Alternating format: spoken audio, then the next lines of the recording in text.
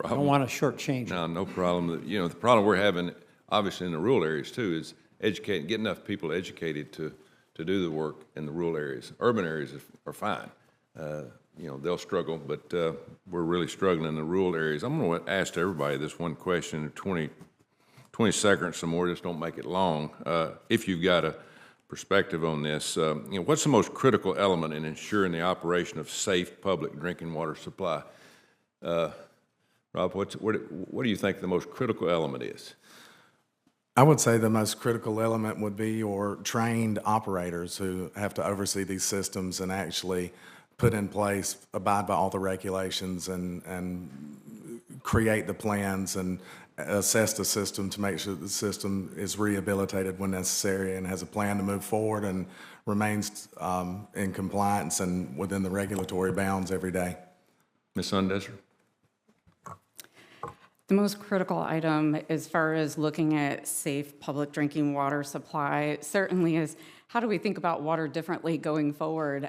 It's a complex world, and it's only getting more complex as we're sitting here right now. So we really need to think differently and really leverage all of our solutions that are out there. Keep it simple, stupid, right? That's what we need to. Ms. Flowers?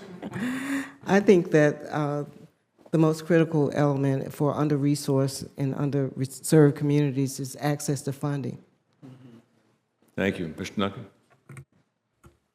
The answer is definitely trained operators, but playing off of that a little bit is having the resources for those operators, being able to give them technical assistance, as well as being able to allow them to plan for how to manage and operate the infrastructure that they have to work with and keep in good condition, whether it's something that's aging and knowing when to make those changes and having the investments to do so, or whether it's understanding the risks, both cyber, climate, and whatever, to be able to address the needs and create a sustainable water future. Thank you. Ms. Day? I would add educated and informed board members who actually run the systems and make the decisions, that they're informed about the technical aspects of running the wastewater and water systems. Thank you. Mr. White, 91% of our nation's water systems serve communities with populations of less than 10,000 or less. I said that in my opening statement. In Alabama, 75% of the people we serve are 10,000 or less. In your experience, what suggestions do you believe could improve program operations and services for small system operators? And don't say money either. I don't hear that. Well, that was the short answer. Okay. It was money. Well, one thing I would like to comment on is what is working now. What's available under the Farm Bill and the resources that are being utilized, at least in the state of Alabama. We have 3 water circuit riders, we have 2 wastewater specialists, an energy efficiency technician, numerous training staff, all working together, a source water assessment person. They all work together every day within all of the rural communities in Alabama to put in place all of these resources and technical assistance. We meet regularly. Our partnerships with USDA locally within the state are strong. We meet quarterly with USDA, SRF, ADECA, other funding partners, and provide technical assistance reports, and we really get around a table and hammer out all of the concerns for the water and wastewater systems in Alabama. Those partnerships are critical, and they really help bring everybody to the table and reduce work. We don't duplicate work. That way we can find the targeted resources for those areas. So to improve, I would say giving USDA more flexibilities, the financing options that were discussed in my written testimony, that would be critical in helping some of the rural poor areas in Alabama. Being able to have the 0% and 1% loans, refinancing options, that would help ones at Uniontown that we're working with on the west side of Alabama now, if we had that opportunity. Additional authorities for addressing cybersecurity and more resources for emergency response would also be helpful. Ms. Day, can you answer that one? Either one of you. Have at it. I got all the time. I'm the last one. Well, thank you. I think the funding alternatives is definitely a way to do it, if you're looking at it without looking at additional monies to throw in there. I do think a shift in the paradigm is critical in how we operate our facilities today. The run to failure mode is where we are at.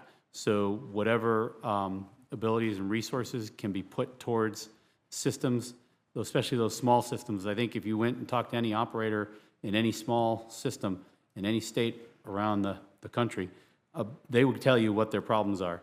They don't have the capacity, knowing what they know that needs to be addressed, the ability to go and address it. And so continuing to promote the circuit rider program to help them find that path forward. Education to boards and education in promoting the value of water is also critical, because it is one of the cheapest utilities out there with the highest value in life. But yet, we undervalue it incredibly. So anything along those lines, absent actual money, would be the way to go forward, I think, in helping to give those operators, as well as the system owners, which is the public, an understanding of how to create systems that will be more resilient going forward, will be more affordable to run. So any of those tools in the toolbox that can be promoted within the USDA WET program are critical in my mind. I got one last question on all of you. Answered kind of like the first one, kind of short. We'll start with Ms. Day. All these natural disasters we're having, how do we prepare for those for a water system? In your mind, I mean, because we're having more and more, we're having hurricanes, tornadoes, what we saw in Vermont this week, it's a disaster, and we have to have water. How do we prepare for that? So we plan. I have to say that the USDA pre-development dollars are some for the really small rural disadvantaged systems are the only pre-development dollars that are available to them. And they can't do a feasibility study without that, because there might, like, Vermont does a good job with SRF dollars getting out to those small communities, but not every state does. And they may have an idea of what to do to make their system better, but they need that $35,000 of pre-development to actually make a change in the system. Thank you. Mr. Duncan? The number one answer in my mind is stop fighting Mother Nature and taking a look and understanding. One of the things that's a real challenge is a lot of our systems are built in lowland areas, at least in Vermont. So it's a real challenge that's not going to change overnight, but taking a look at what the risks and liabilities are associated with each of those different those different events that come at us, and then identifying paths to resiliency and redundancy is really the only way to move that forward, as opposed to keep getting knocked down and standing back up and taking it on the chin again. Ms. Flowers? You know, I actually live in Tornado Alley in North Alabama. I know we had a tornado last night. But I think that, first of all, planning, and in terms of dealing with resilience, we have to have resilient infrastructure. And I agree, we can't build the way that we've built before and think things are going to change. Things are actually getting worse.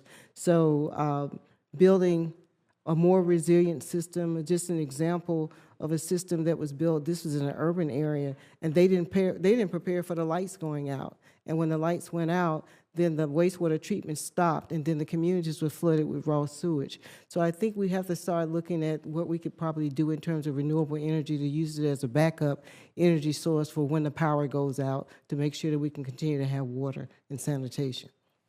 Sundesser? Thank you.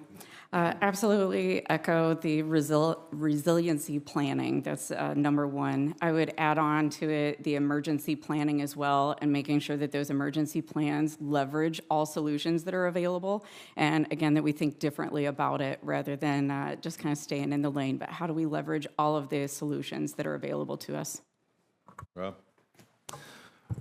I would say training and partnerships. We need to continue to train. It's ongoing. There are new resources and regulations that come around, each year. So making sure that, plus the workforce is changing, so new folks get into those administrative positions, making sure they're aware of what's available to them.